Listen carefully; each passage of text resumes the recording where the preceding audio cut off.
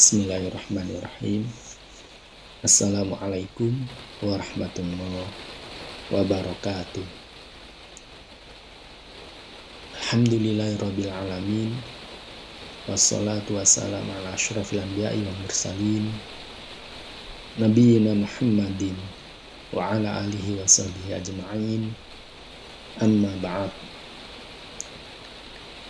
Saudara-saudara sekalian yang semoga selalu dalam lindungan Allah Subhanahu wa Ta'ala dimanapun saudara-saudara berada. Pada malam hari ini atau pada kesempatan kali ini, saya ingin membahas hubungan antara amal dengan ilmu. Hubungan antara amal dengan ilmu. Sedangkan kitab rujukan saya adalah Hasyiah Thalathatul Usul, yang dimana dalam kitab ini juga dibahas analogi atau perumpamaan hubungan antara amal dengan ilmu. Qala al-mu'allif rahimahullah, fal amalu huwa thamaratul ilmi. Sedangkan amal itu adalah buah dari ilmu. Jadi amal itu buah dari ilmu. Kalau diibaratkan pohon mangga ya, pohon mangga, maka pohon mangganya itu pohonnya itu adalah ilmu. Jika sudah ditanam pohonnya, kemudian yang diharapkan adalah berbuahnya pohon mangga, berbuahnya mangga. Dan mangga itu adalah amal. Pertama, tanpa menanam pohonnya, tanpa menanam pohon mangga, kita tidak akan pernah panen buah mangga. Begitu juga dengan amal dan ilmu.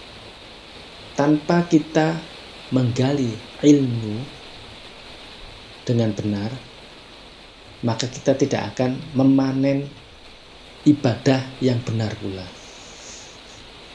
Jadi sebelum beribadah, sebelum beramal, itu yang didahulukan adalah ilmunya dulu. Karena kalau pohon mangga, tanpa menanam pohon mangganya, atau kalau analoginya, tanpa mempelajari ilmunya, kita tidak akan memanen mangganya. Kita tidak akan memanen amal yang benar. Kalau asal-asal amal bisa, asal-asal beribadah bisa. Tapi kalau yang benar, itu harus didasari dengan ilmu. Sholat contohnya. Kalau misalkan kita nggak tahu syarat-syaratnya, nggak tahu ilmunya, syarat-syaratnya apa saja nggak tahu. Karena nggak tahu, nggak punya ilmunya, nggak punya pohonnya, mau memanen mangganya, buahnya, itu juga nggak bisa. Mau sholat yang benar, itu nggak bisa. Tiba-tiba sholat, tapi auratnya terbuka. Misalkan laki-laki itu. Sholat pakai celana pendek, sepaha. Karena dia nggak tahu bahwa satrul aurah itu adalah syarat sahnya sholat. Kemudian juga nggak tahu pembatal-pembatalnya itu apa. Pembatal-pembatal sholat itu nggak apa. Ilmunya nggak tahu.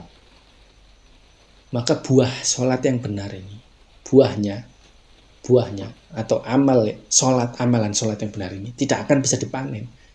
Karena pohonnya nggak ada. Nggak tahu rukun-rukunnya. Misalkan dia nggak baca Al-Fatihah, padahal bisa, tapi nggak baca Al-Fatihah. Terus kemudian juga dia nggak sujud, nggak salam.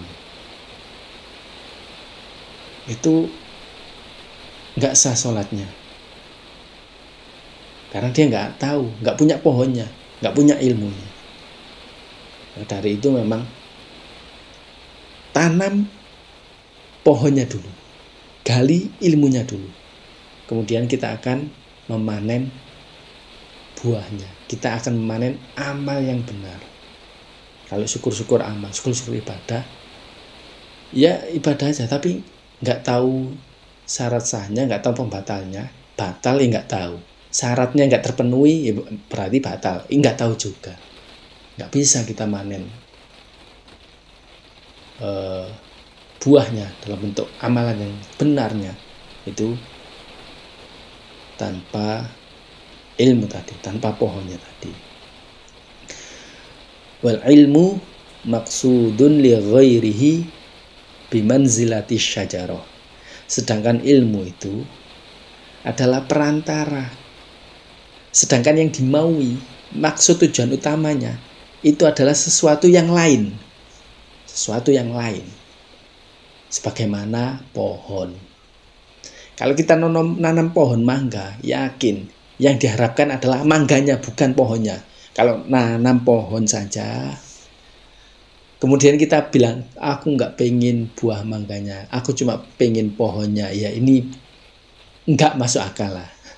Nanam pohon mangga itu, yang dicari nantinya adalah buah mangganya.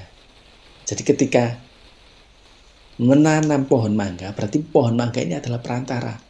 Yang dimaksud atau yang dituju, yang kita inginkan bukan pohon mangganya ini, tapi adalah buah mangganya. Jadi ini adalah perantara. Sebagaimana ilmu yang diinginkan atau pohon ilmu ini yang diinginkan sebenarnya buahnya apa? Buahnya adalah amalnya. Itu yang kita inginkan. Yang dituju itu adalah amalnya. Sedangkan ilmu ini adalah perantara untuk membuahkan amal. Jadi yang dimaksud ketika orang mencari ilmu itu adalah amalnya. Itu yang dimaksud itu. Bukan saya cari ilmu saja, cari ilmu saja, cari ilmu saja. Tapi nggak mau buahnya, yaitu berupa amalnya. Ini juga nggak masuk akal. Wal amalu bimanzilatif thamaro. Sedangkan amal itu kedudukannya seperti buah tadi. Tujuan intinya. Jadi amal itu tujuan intinya. Sebagaimana orang nanam pohon mangga yang jadi intinya adalah buahnya, buah mangganya. Fala buddha ma'al ilmi bidinil Islam minal amali bihi. Maka harus setelah mengetahui agama Islam, setelah mengetahui ilmu tentang agama Islam, maka harus beramal dengan ilmu agama Islam tadi. Jadi enggak, ilmu tentang agama Islam ini enggak hanya sebatas ensiklopedia. Karena ilmu tadi adalah pohonnya. Sedangkan tujuan yang kita inginkan adalah buahnya, itu adalah amal. Tahu ilmu tentang Islam, maka harus beramal dengan ilmu Islam tadi. Fa innal ladzi ma'ahu ilmun wa la ya'malu bihi syarrun minal jahil. Maka karena sesungguhnya ilmu tanpa beramal itu adalah sesuatu yang lebih buruk daripada orang yang tidak mengetahui. Ya tentu saja ya, orang yang tidak mengetahui bisa jadi dia dapat uzur karena dia tidak mengetahui itu tadi. Tapi kalau sudah mengetahui tapi tidak melakukannya, ini maka kedudukannya adalah lebih buruk daripada orang yang tidak mengetahui tadi. Karena dia sudah mengetahui tapi tidak mengamalkannya. Wa fil hadis, dalam sebuah hadis, asyaddun nas adzaban alimun lam yanfa'hu ngahu bi ilmihi. Maka dalam sebuah hadis dijelaskan bahwa Rasulullah bersabda, orang yang paling azabnya paling pedih adalah orang yang alim, orang yang mengetahui, tetapi Allah tidak memberikan ilmunya itu bermanfaat untuk dirinya. Wa huwa ahadus salasah alladzina akhbaron Nabi sallallahu alaihi wasallam annahum awwaluman tus'aru bihimun nar yaumal qiyamah. Maka orang yang mengetahui tapi tidak mengamalkannya ini